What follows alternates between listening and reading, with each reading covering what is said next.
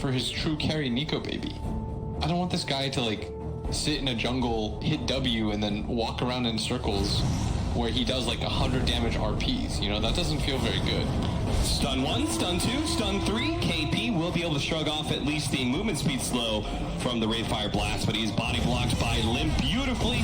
And stun 4 and stun 5. But maybe they just think that TNCs are just good as hell, which, you know, might not be a terrible sentiment either, if I'm honest. Yeah, they've only lost 1 game so far here at ESL 1. We're going to watch March probably die here. They're going to be able to chase him down. They do have Split Earth. May not need it, though. I don't even know if that's that good of a trade, though. Just kind of emotional support, buddy. In case you're wondering who to vote for Mercedes-Benz MVP, the passive pressure he was able to put out.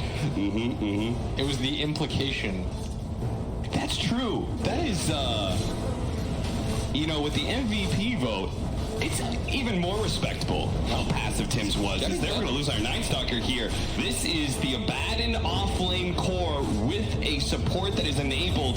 Gabby, oh my goodness, that was a lot of damage. Well, Gabby, he may still die to the Diabolic Edict. It's a little bit close, but yeah. Either? Yeah. So it's not a big surprise when he doesn't, you know, he's not 20-0 with like all the farm in the world. Sure. But he's not supposed to play that role. 3-2, and we are just about to get into not only the bounty rune spawns, but also the nighttime, and 33 is in trouble. 3 more seconds till the Aphonic Shield. He's gonna have to juke out Gabby. Gabby goes the wrong direction. With the bounty runes, though, as a result, you can see that March is already on the hunt. Well, maybe Hanskin, he is faster than March, and he will be able to land the Split Earth and get the kill. Oh, the neutral creeps may be able to take it away from him. No, Hanskin draws last game, and it didn't seem to amount to much, but mid lane looks like this is gonna be an The problem with Ogre is like, once that laning phase doesn't go like it's supposed to, you don't get it going from like the beginning.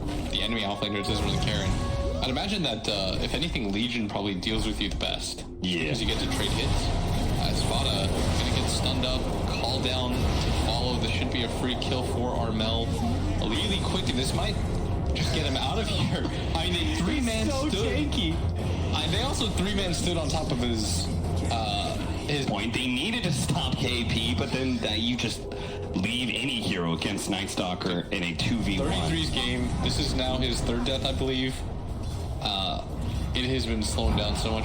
That's why I didn't love that trade. Even though you're trading with the Night Stalker, it's not that easy. This is a good duel, though. With the rotation coming out from Armel, they will be able to get the kill onto Hanskin, taking away his kill streak, too. Oh. This is so huge that KP was able to win this bottom lane despite being in a 1-on-2 against an Ogre. Yeah. The entire point of Ogre is you sit there, you bonk the enemy offlaner, he doesn't get anything, you win your lane. And now 33, his lane is ruined. Yeah, he does have... They're all... Okay, so they all took time to tip Gabby. Gabby ran away from the kill. So they... About the same time. Oh, they're smoked up here. They're going to get spotted. They're pinging like crazy, and Alliance's move has once again been shut down, but they do have the Radiance now, picked up by the Wraith King. His farm's going to go up quite a bit. Armel coming up here. He doesn't want them to just continue to farm. He's going to at least pop the ulti onto the Abaddon.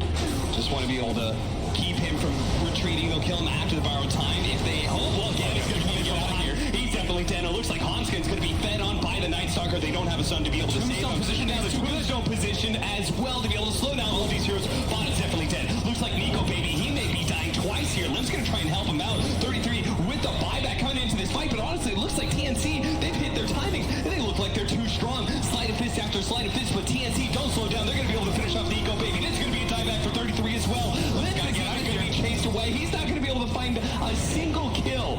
He sat there, casting sleight of fist after sleight of fist, but nobody from TNC got low in all their timing windows at once, and they just go. And KP said, I'm forcing this fight no matter what. Like, dueling an Abaddon doesn't feel good at the start, but you guaranteed you're getting a kill and forcing a fight.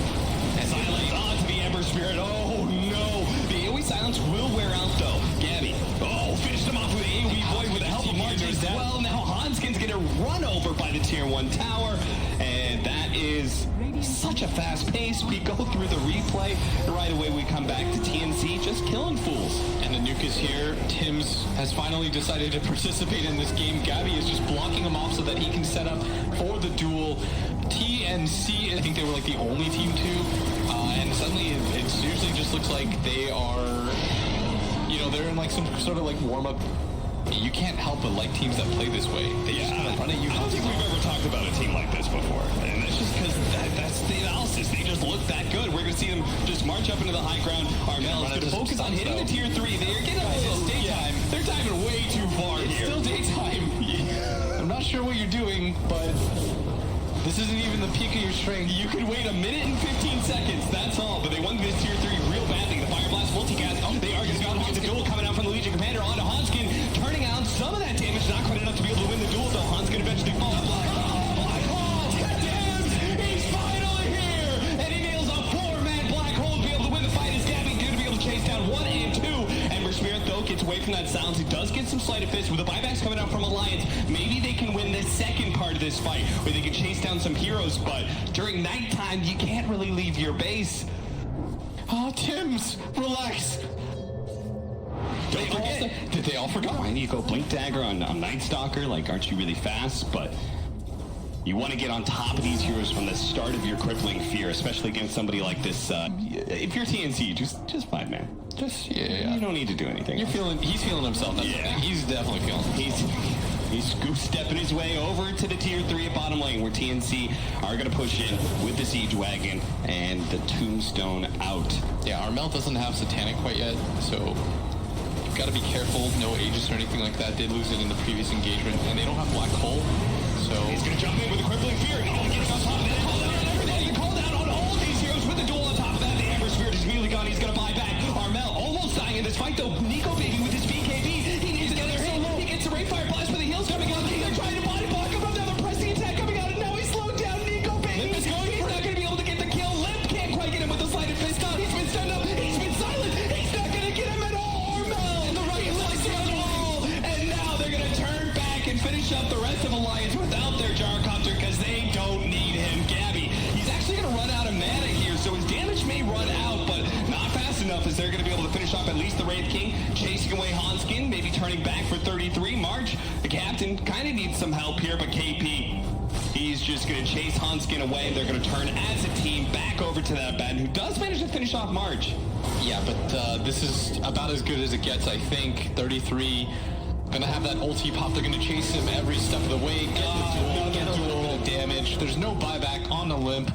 I was just saying, maybe relax. You don't have Satanic or Aegis, and then all of a sudden, an instant duel. Gabby blinks in, gets a 5-man Void on top of the call down. I mean, their initiation just happened all at once. They blinked in on the Legion Commander and the Night Stalker at the same time. For a second, there was just a calm, everything was chill. They were just hitting, and all of a sudden, everybody rushes in at once. One mind Dota. Radiant's middle barracks are under attack. All right, well, one last hope for Alliance. This is such a short night. The combined game time at this point, it feels like it's been about an hour. Yeah. Gets on top of you with the blink and the silence. Can't get away from that. That's going to make Limp's life even harder. Is it going to make... He just got the 40 damage tower. It's a long way. It's going to be a big initiation. They're going to start off onto the Ogre. While there's Gabby going straight for that Ember Spirit every single time. Literally nothing. The mini Doom, Ember Spirit can do nothing. Limp is just dead.